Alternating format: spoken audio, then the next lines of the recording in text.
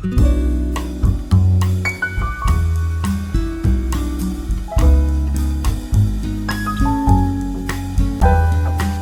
galera, que é o Papo Reto. E eu, a Elaine. Hoje nós estamos aqui com o Rafael Lacha, para falarmos um pouquinho de um assunto que é bem polêmico. Eu sei que muitas pessoas não gostam de comentar, de falar.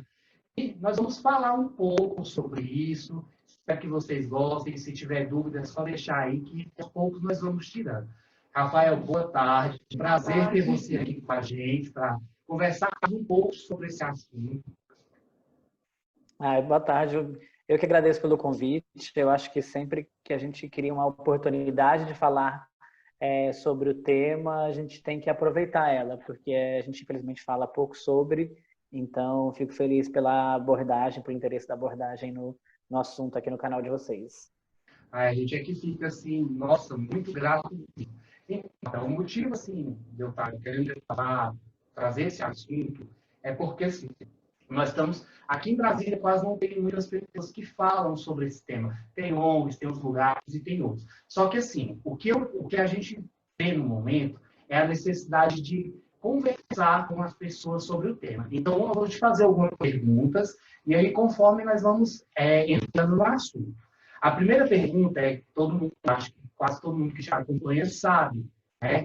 Que você vive com o HIV. Você é soro positivo, você escreveu isso no seu livro. Você poderia relatar para nós um pouquinho da sensação que foi quando você descobriu, que você deu positivo?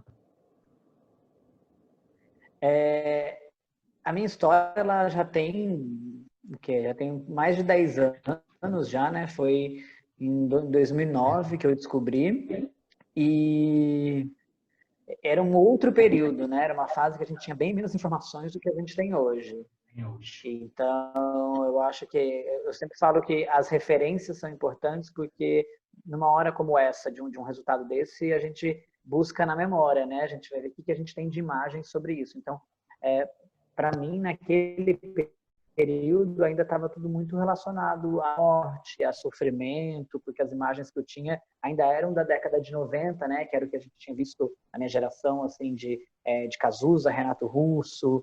Então, eu fiquei meio assustado. Lógico, eu sempre falo que num primeiro dia, assim, isso foi muito complicado para mim, e sempre gosto de lembrar, gente, que essa é a minha relação com a história, né, a minha história. Então, claro que a gente tem outras vivências.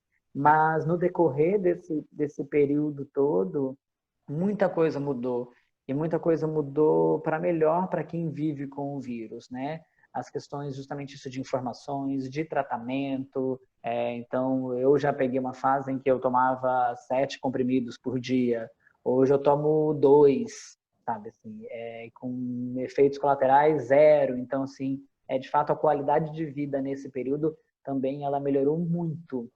Então, lá naquele começo, eu acho que tinha as maiores questões era para eu entender o que ia acontecer comigo, já que a gente não tinha muitas essas referências. E justamente por isso eu comecei a virar uma referência até para mim mesmo, né?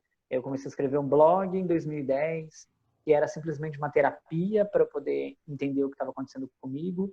E depois de 3 anos, esse blog virou o livro que você citou, né? Uma Vida Positiva. E aí, naquele momento, eu entendi que não dava para eu ficar escondido num pseudônimo, e não ter uma imagem, sabe? As pessoas precisavam de imagem, porque eu também precisava. Então, foi quando eu topei e falei, é isso, é a minha cara, é o livro com o meu nome, e isso acabou tendo uma repercussão muito grande. E eu fui descobrir, até recente, uma coisa que eu nem sabia naquele momento, mas numa pesquisa acadêmica, eu fui saber que o meu livro ele é um dos primeiros de uma retomada de livros sobre o assunto. Então, acontece que quando surgiram os medicamentos, as pessoas também viram que não tinha uma necessidade de se expor tanto. Então, as pessoas pararam de falar de histórias e começavam a falar só de números. Então, eu peguei bem esse momento em que a gente já estava uma década se controlando com a medicação que tinha e não tinha referências de vida. Então, acho que hoje em dia eu consigo avaliar o porquê de eu ter parado na Marília Gabriela, de eu ter saído em revistas, em jornais, porque as pessoas falavam pouco sobre.